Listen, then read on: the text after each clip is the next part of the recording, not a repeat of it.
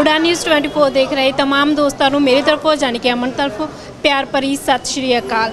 गल जे कि आप पंजाब की करते हैं तो पंजाब किसी वेले खुशहाल तो एक सुनहरा देश होया करता सी, पर अजकल इस देश के विच इस सूबे दे विच बहुत सारिया कुरीतियां आ गई तो जिस दे विचों अहम है कि औरतों ते अत्याचार। ये अत्याचार सिर्फ बाहर नहीं घर दे विच भी होंदे ने, मानसिक अत्याचार, जिसमानी अत्याचार। इन्हां अत्याचारां विरोध बहुत सारिया जिहड़ियां संस्थावां ने, बहुत सारिया जिहड़ियां सभावां ने वो बनाईयां गईयां ने। अज आपां अजिही एक सभा की प्रधान नाल गल कर रहे हैं तो पुछते हैं आप उन्होंने तो भी उन्होंने की जोड़े ने अहम कदम चुके ने औरतों की सुरक्षा के लिए तो एक सरकारों तक आवाज़ जी औरतों की किवें पहुँचाई है। जी सुरिंदर कौर जी तुहाडा बहुत बहुत स्वागत। हाँ जी, मैं भी थोड़े चैनल राही सारिਆਂ ਨੂੰ सत श्री अकाल इनकलाबी सलाम पेश करदी। जी सुरिंदर कौर जी, औरतों की आप गल कर रहे हैं है ना, तो औरतां साडे सूबे का एक अहम अंग आ। माँ, भैन, पत्नी, बहुत सारे रूप जोड़े औरत दे आ ते घर दे विच जेकर एक भी रूप ना होवे तां घर जोड़ा संपूर्ण नहीं होंदा। पर अजकल औरतों के जोड़े अत्याचार बहुत ज़्यादा हो रहे हैं तो इसे नूं लैके तुसीं एक सभा जिहड़ी आ वो शुरू की है। ये सभा जो तुसीं शुरू की सी, तुसीं अजिहा किहड़ा जिहड़ा जुर्म जां अजिहा किहड़ा अत्याचार देखिया सीगा कि तुहानूं लग्गिया कि लोड़ आ कि ये सभा जिहड़ी बनाई जावे? असी इदां नहीं कि अत्याचार देखिया, आप अत्याचार सह रहे हो, सदियों तो सह रहे हैं। और ये विच एक है कि एक व्यवस्था बना दी गई है समाजिक, आर्थिक ते सभ्याचारक, धार्मिक व्यवस्था कि जिहड़ियां औरतां ने उन्हां नूं दूजे नंबर के शहरी ते रखा गया है। आपां जिहड़े औरत के रूप ने वो असीं रिश्तिਆਂ ਦੇ ਵਿੱਚ गिण रहे हैं। जिवें तुसीं कहा कि वो माँ आ, पत्नी आ, भैन आ, धी है। मैं कहना कि इस तो उपर है, कुछ इस तो उपर है। जिन्नी देर तक असीं इन्हूं रिश्तिਆਂ ਦੇ ਵਿੱਚ वंडदे रहांगे उन्नी देर तक साडी कोई बंद खलासी नहीं होई। असीं कहने हैं कि औरत की जिहड़ी मुक्ति है वो किहड़ी चीज़ विच है? वो ये चीज़ विच है कि जदों औरत नूं हर संस्था, हर अंग, हर व्यवस्था मर्द के बराबरता की बराबर इंसान समझन लगेगी। साढ़े बराबर इंसान समझे जान की लड़ाई है। जेड़ा माँ का रूप है, मावां भी बथेरियां कुट्टियां जांदियां, मावां की बेहुरमती रोज़ होंदी है। भैणां जड़ियां ने वो चौंकां च घड़ीसियां जांदियां ने, बलात्कार रोज़ होंदे है। भरा भी कई बारी करते हैं बलात्कार। घरां दे विच जिहड़ी है वो जिन्हों आप डोमैसटिक वायलेंस कहने वो बहुत ज़्यादा है। उसके अनेक रूप है। जिहड़े ये सारे रूप है ਉਹਦੇ ਵਿੱਚ ਇਹ है कि वह मानसिक तौर पर भी पीड़ित है, सरीरक तौर पर भी पीड़ित है, आर्थिक तौर पर भी पीड़ित है, तो वह इकनोमिकली भी पीड़ित है। और हर जिहड़ा सभ्याचार है वो सारा उसदा गलबा जिहड़ा ना वो औरत ते डिगदा। साडी जन्मदिन इस सभा के प्रधान होने के नाते ये है कि असीं अजिही व्यवस्था नूं बदलना चाहुंदे हां। एक बराबरता वाला जात रहत, धर्म रहत, वितकरे रहत समाज सिरजना चाहुंदे हां, जिहदे विच असीं एक विशाल एकता चाहुंदे हां कि औरतां दी विशाल एकता होवे।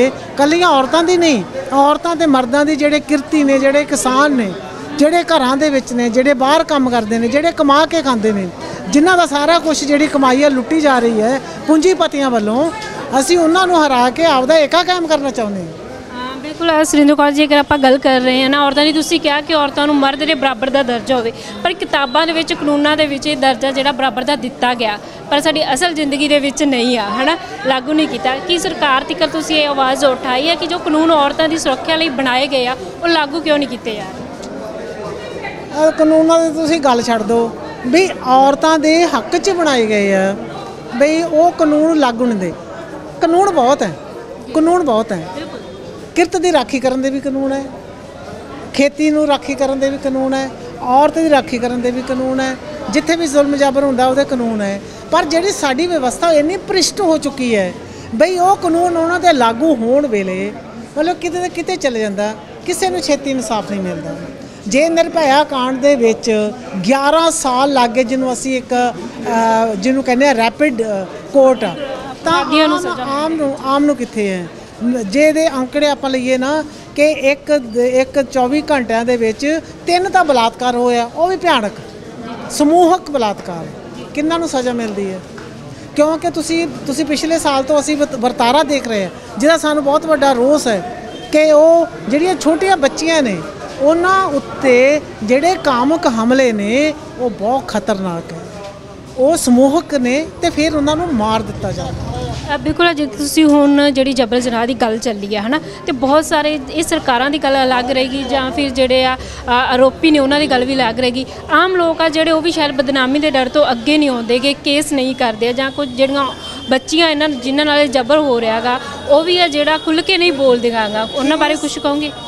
ਇੰਨਾ ਦਬਾਓ ਹੈ, ਮੇਰੇ ਸੁਣੋ ਗੱਲ, ਇੰਨਾ ਦਬਾਓ ਹੈ ਕਿ ਜੇ ਉਹ ਜਾਂਦੇ ਆ ਤਾਂ ਗੱਲ ਹੈ ਕਿ ਬਲਾਤਕਾਰੀ ਕੌਣ ਹੈ ਤੇ ਪੀੜਤ ਕੌਣ ਹੈ। ਬਲਾਤਕਾਰੀ ਤਾਂ ਉਹਨਾਂ ਦੀ ਪੁਸ਼ਤ ਪੜਾਈ ਜਿਹੜੀ ਆ ਉਹ ਪੁਲਿਸ ਕਰਦੀ ਹੈ ਔਰ ਸ਼ਰੇਆਮ ਕਰਦੀ ਹੈ, ਸਾਡੀਆਂ ਰਾਜਨੀਤਿਕ ਪਾਰਟੀਆਂ ਕਰਦੇ ਹੈ। ਇੱਕ ਨਾ ਆਪਣੇ ਸੀਗੇ ਸੰਸਦ ਵਿੱਚ ਸੰਗਮਾ, ਉਹਨਾਂ ਨੇ ਰਿਪੋਰਟ ਦਿੱਤੀ ਸੀ ਕਿ ਸਾਡੀ ਪਾਰਲੀਮੈਂਟ ਦੇ ਵਿੱਚ ਜਿਹੜੇ 80% ਤਾਂ ਅਪਰਾਧੀ ਬੈਠੇ ਹੋਏ ਹਨ। ਹੁਣ ਜਿੱਥੇ ਸਾਡੀ ਸੰਸਦ 80% ਅਪਰਾਧੀਆਂ ਦੀ ਹੈ, ਉੱਥੇ ਤੁਸੀਂ ਕਿਸ ਨਿਆਂ ਦੀ ਗੱਲ ਕਰੋਗੇ, ਕਿਹੜੇ ਬਲਾਤਕਾਰਾਂ ਦੀ ਗੱਲ ਕਰੋਗੇ, ਕਿਹੜੀ FIR ਦੀ ਗੱਲ ਕਰੋਗੇ? ਇੱਕ ਛੋਟੀ ਜਿਹੀ ਗੱਲ ਹੀ ਜੇ ਬਲਾਤਕਾਰ ਦੀ FIR ਹੋਣੀ ਹੋਵੇ ਤਾਂ ਬਹੁਤ ਵੱਡੇ ਸਮਾਜ ਦੇ ਹਿੱਸੇ ਦਾ ਪੂਰਾ ਜ਼ੋਰ ਲੱਗ ਜਾਂਦਾ ਤਾਂ ਮਸੇ FIR ਹੁੰਦੀ ਹੈ। ਬਿਲਕੁਲ, ਇਹਦੇ ਵਿੱਚ ਸਰਕਾਰਾਂ ਦਾ ਵੀ ਬਹੁਤ ਵੱਡਾ ਹੱਥ ਆ। ਜੇ ਸਰਕਾਰਾਂ ਵਾਅਦੇ ਕੁਝ ਹੋਰ ਕਰਦੀਆਂ ਨੇ, ਕਰਦੀਆਂ ਕੁਝ ਹੋਰ ਨੇ, ਕਹਿਣੀ ਤੇ ਕਰਨੀ ਦੇ ਵਿੱਚ ਕਹਿਣੀ ਤੇ ਕਰਨੀ ਦੇ ਵਿੱਚ ਬਹੁਤ ਜ਼ਿਆਦਾ ਫਰਕ ਆ। ਸੋ ਅਸੀਂ ਇੱਥੇ ਹੈਗੇ, ਬਦਲ ਦਾਂਗੇ। ਬਿਲਕੁਲ, ਅਸੀਂ ਵੀ ਤੁਹਾਡੇ ਨਾਲ ਆ ਕਿ ਤੁਸੀਂ ਜਿਹੜਾ ਇਹ ਬਦਲਾਵ ਆਵੇ। ਹਰ ਕੋਈ ਦੇਖਣਾ ਚਾਹੁੰਦਾ ਇਹ ਬਦਲਾਵ, ਹੈ ਨਾ, ਕਿ ਜੇ ਸਰਕਾਰਾਂ ਕਹਿੰਦੀਆਂ ਉਹ ਕਰ ਨਹੀਂ ਰਹੀਆਂ, ਸ਼ਾਇਦ ਆਮ ਲੋਕ ਆ ਜਿਹੜੇ ਉਹਨਾਂ ਨੂੰ ਇਹ ਕਰਨਾ ਪਊਗਾ। ਲੋਕਾਂ ਦਾ ਤੁਹਾਨੂੰ ਕਿੰਨਾ ਕੁ ਸਹਿਯੋਗ ਮਿਲ ਰਿਹਾ? ਬਹੁਤ ਸਹਿਯੋਗ ਮਿਲ ਰਿਹਾ। ਹੁਣ ਤੁਸੀਂ ਕਿਸ ਗੱਲ ਤੋਂ ਮੇਰੇ ਨਾਲ ਗੱਲਬਾਤ ਕਰ ਰਹੇ ਹੋ ਕਿ ਤੁਸੀਂ ਸਾਡਾ ਸਹਿਯੋਗ ਦੇ ਰਹੇ ਹੋ, ਤੁਸੀਂ ਇਸ ਗੱਲ ਨੂੰ ਫੈਲਾਓਗੇ, ਇਹ ਸਮਾਜ ਵਿੱਚ ਜਾਏਗੀ। ਇੱਕ ਬਹੁਤ ਵੱਡਾ ਜ਼ਰੀਆ ਹੈ ਅੱਜ ਕੱਲ੍ਹ ਇਹ ਜਿਹੜਾ ਮੀਡੀਆ ਆ। ਸੋ ਇਹ ਸਾਨੂੰ ਬਹੁਤ ਵੱਡਾ ਸਹਿਯੋਗ ਮਿਲ ਰਿਹਾ। ਜਿਹੜਾ ਹੁਣ ਤਾਂ ਇਹ ਗੱਲ ਹੈ ਵੀ ਜਾਂ ਆਰ ਜਾਂ ਪਾਰ, ਜਿਹੜਾ ਸਾਡਾ ਗੱਲ ਨਹੀਂ ਮੰਨਦੇ, ਜਿਹੜੀ ਸਾਡੀ ਸੁਰੱਖਿਆ ਔਰਤਾਂ ਦੀ ਹੈ ਨਹੀਂ, ਜਿੱਥੇ ਢੰਡੋਰਾ ਪਿੱਟਿਆ ਜਾਂਦਾ ਹੈ ਕਿ ਦੇਵੀਆਂ ਨੇ, ਦੇਵੀਆਂ ਦੀ ਪੂਜਾ ਹੁੰਦੀ ਹੈ, ਦੇਵੀਆਂ ਦਾ ਬਲਾਤਕਾਰ ਨਾਲ, ਸਮੂਹ ਬਲਾਤਕਾਰ ਨਾਲ ਮਾਰੀਆਂ ਜਾ ਰਹੀਆਂ ਨੇ। ਕੌਣ ਪੁੱਛਦਾ? ਅੱਧੀ ਰਾਤ ਨੂੰ ਸੰਸਕਾਰ ਹੋ ਜਾਂਦਾ UP ਦੇ ਵਿੱਚ ਸਾਰੀਆਂ ਥਾਵਾਂ ਤੇ, ਕੌਣ ਪੁੱਛਦਾ ਵਾ? ਸੋ ਇਸ ਕਰਕੇ ਅਸੀਂ ਕਹਿੰਦੇ ਕਾਨੂੰਨ ਦੇ ਅਨੁਸਾਰ ਕੀਤਾ ਜਾਵੇ।